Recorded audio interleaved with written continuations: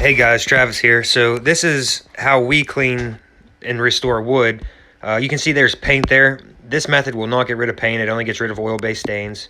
You can see how bad the organic growth is. It'll get rid of most of the organic growth also. It'll look a lot better. I always tell my customers they're still going to have to sand just a little bit before restaining because we're not going to get every single little piece. It's just impossible.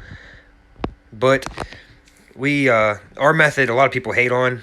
We use a cup and a half of sodium hydroxide to 1 gallon of sodium hypochlorite, and then we dilute it with some water and let it sit. Now settlement will settle to the bottom of the bucket.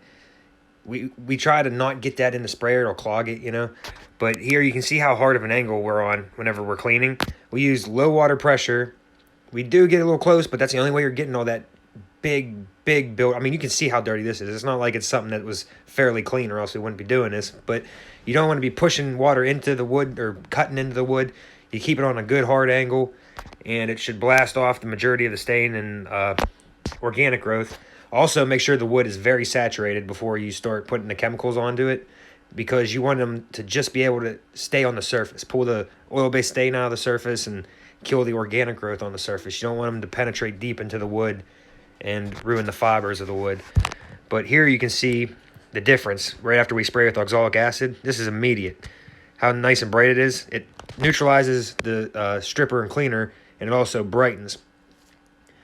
And we had some water problems, so we had to go rent a sump pump, but we usually have one on the truck. Last year we fried one, and we forgot to put the replacement, the backup, on the truck, so we had to run to the store real quick and rent one.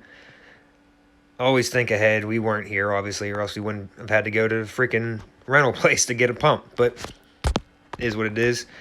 And you can see now how good this looks.